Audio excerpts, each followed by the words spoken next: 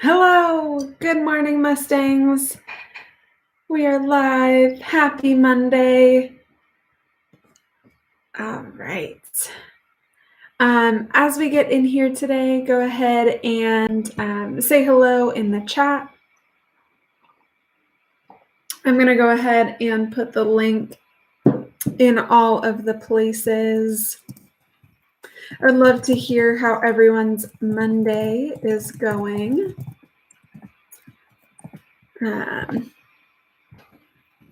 I'd also love to hear how your weekend was.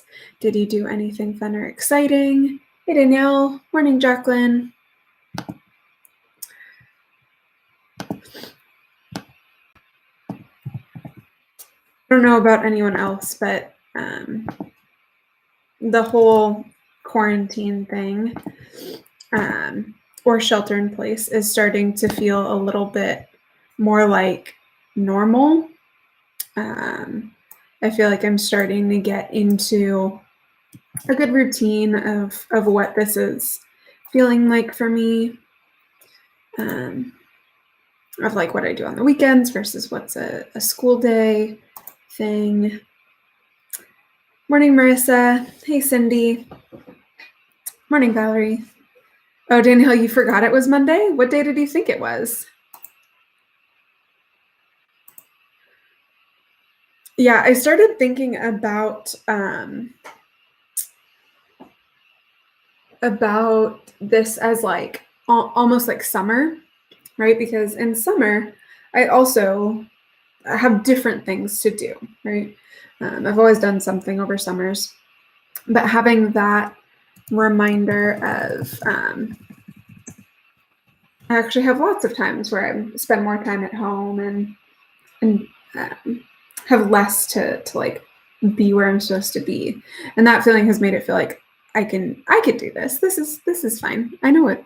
I have a reminder of what this is. Ooh, Danielle, you have had an eventful weekend. Cleaning out your backyard, gardening, and starting to redecorate your room. That's awesome. Yeah, I did some yard work over the weekend, and a lot of it was using like our weed whacker. And oh my gosh, my arms are still so sore.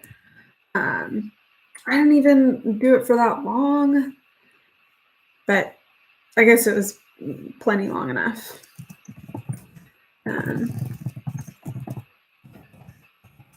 Almost forgot to put the link over here on Twitter. And I know that's where a lot of people find it, so let me go do that real quick. There it is. Okay. Awesome. Oh, Danielle, you thought it was like an extended Sunday? It was funny. I saw something online this morning that was like, I feel like during quarantine, every week should have a 3-day weekend. And I was like, you know what? That's not a bad idea. I love it. Jacqueline doing great, but nothing too exciting for the weekend. Awesome. I think that works too. I think we forget that even though we don't have to like be as many places during quarantine, I feel like there's a lot of pressure on us to be doing things, right? To be working out all the time, or to be getting ahead on stuff, or to like start all these new hobbies. And I think it's totally fine to just be like, you know what? I need rest and a break. Yeah, of course, the problem with 3-day weekends is that everyone will then dread Tuesdays. Such is life. I've actually always said that I think my ideal schedule, like if I were going to take 3 days off each week, would actually be work Monday, Tuesday, get a Wednesday off, work Thursday, Friday, and then have Saturday and Sunday off. So you don't put all 3 of your off days all together. You kind of spread them out a little bit. So there you go. Morning, Gunica. Hey, Mom. All right.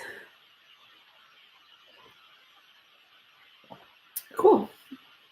All right, so I think I'll get us started today, maybe. I just realized I have my poetry book here, but I did not leave open the page that I needed, so I have to go look for it.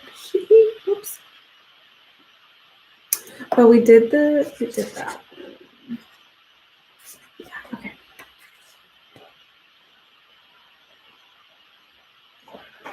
Yeah, that 3-day off plan, Jacqueline. I'm telling you, like that. I think that is the ideal. All right. So today we're going to read a poem called Home Thoughts from Abroad by Robert Browning. And this is another one where it's like an older author that in the past I've just never really connected with. Hey, Miss Garcia. Yeah, Robert Browning's one of those just like older poets that it's just never been a thing for me.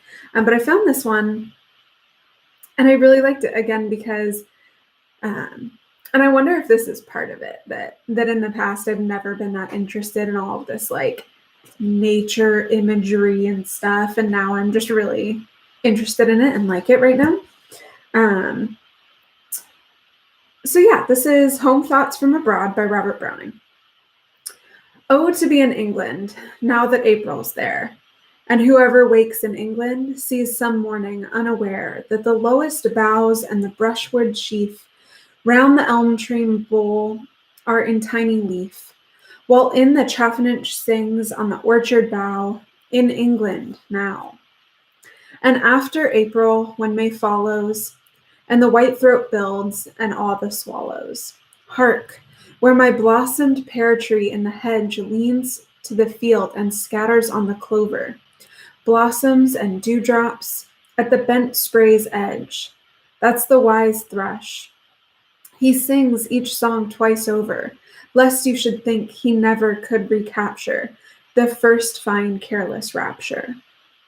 And though the fields look rough with hoary dew, and all will be gay when noontime wakes anew, the buttercups, the little children's dower, far brighter than this gaudy melon flower. So there you go. One of the things that I like about that with the people that were on, I know how much Mrs. Garcia and my mom both love England. So I love that first line, oh, to be in England. They're both big London fans. Or I guess I don't know that I would say it. I guess I don't know for Miss Garcia if you're like a full-on London fan. I know that my mom is. And actually my best friend loves London.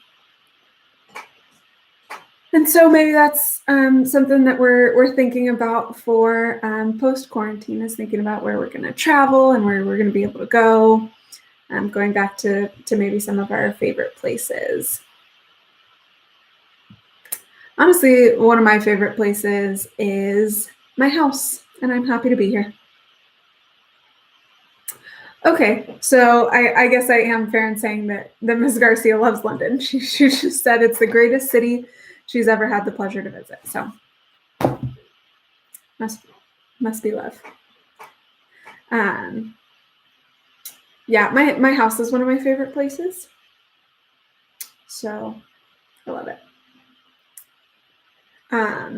Yeah, like everyone I know seems to love London. I've never been.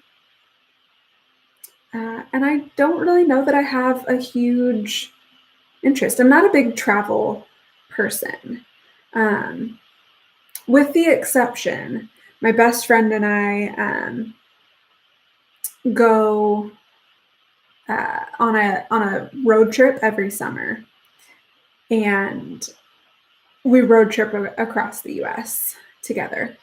I think we visited, I don't know, like 10 states together so far through all of this travel, all the driving.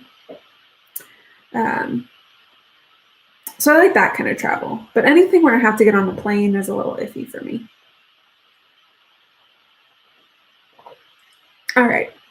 So we'll go to our book talk for the day, and we'll look at some more places where I've never been. This is The Complete Persepolis, which is a graphic novel by Marjane Satrapi. And it was originally sort of published in chunks, which is why they call this The Complete Persepolis. But it's the story of, so it's a memoir. So it's a story of Satrapi's childhood, her coming of age during the Islamic Revolution. So she lived in Tehran, and essentially during the Islamic Revolution, her whole life changed. So she remembered a time before there was this big governmental push towards religion. And she spent her high school years in Vienna facing a lot of fear for what was going on in her home country with her family, but also facing all of the normal, like, teenage stuff. Yeah,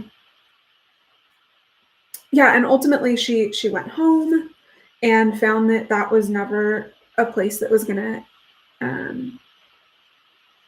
be accepting what she had kind of grown up with.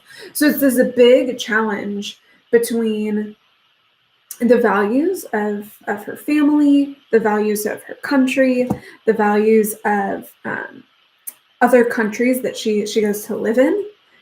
And it's really, really interesting because we see lots of different perspectives. So it's great. And I can show you a little bit of it. It is a graphic novel, so it's a lot of pictures with words. And people are always talking about, like, graphic novels aren't real books. They're too easy.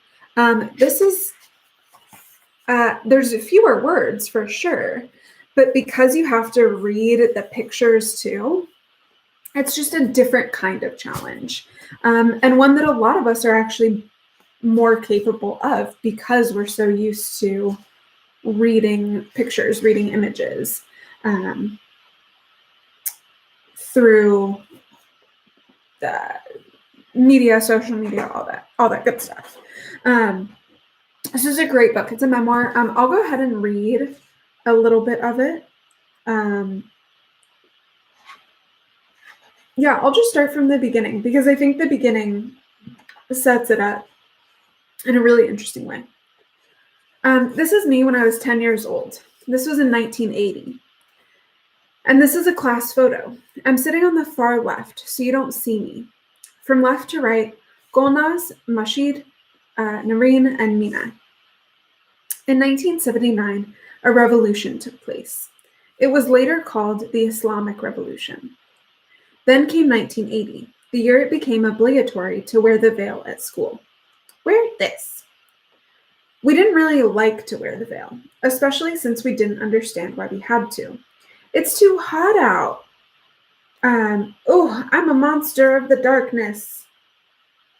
Give me my veil back. Right, so you see all the kids playing with them down there. And also because the year before, in 1979, we were in a French non-religious school where boys and girls were together. And then suddenly in 1980, all bilingual schools must be closed down. They are symbols of capitalism, of decadence. This is called a cultural revolution. We found ourselves veiled and separated from our friends. And that was that. Everywhere in the streets, there were demonstrations for and against the veil. At one of the demonstrations, a German journalist took a photo of my mother. I was really proud of her. Her photo was published in all the European newspapers, and even in one magazine in Iran. My mother was really scared. She dyed her hair. She wore dark glasses for a long time.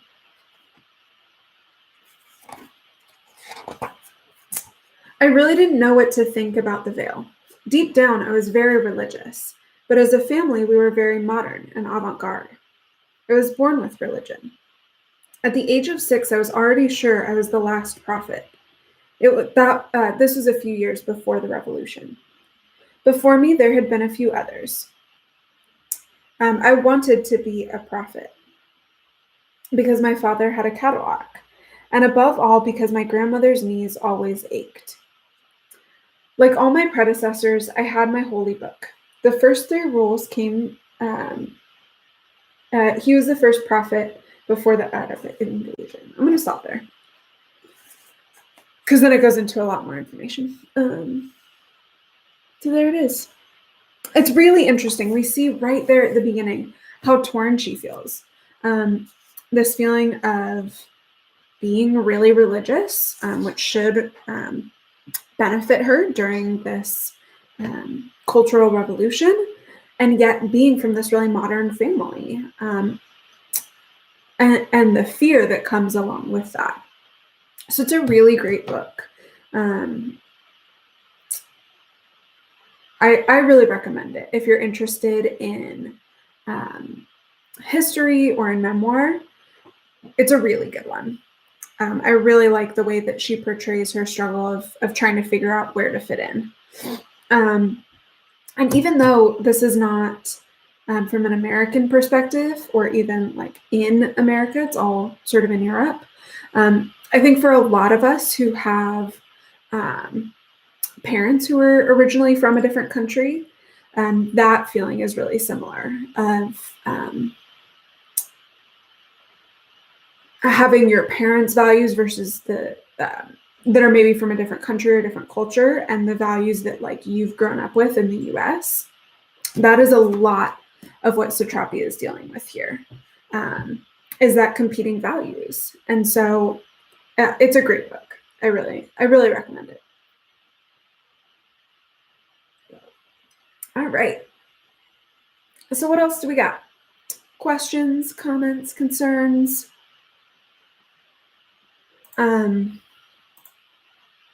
Hopefully I will be seeing lots of you in class today. In Honors 10, we're continuing to work on our final essays. And in AP, we're going to keep working on those AP videos. It's going to be fun. Today's assignments start all of the like writing focused assignments, which I think a lot of us were sort of ready to get into. So that's exciting. Cool. All right. Any last thoughts you want to share? Questions? Recommendations of what I should watch on Disney Plus? Because I just keep going back to Frozen 2. And there's clearly other stuff on there. So.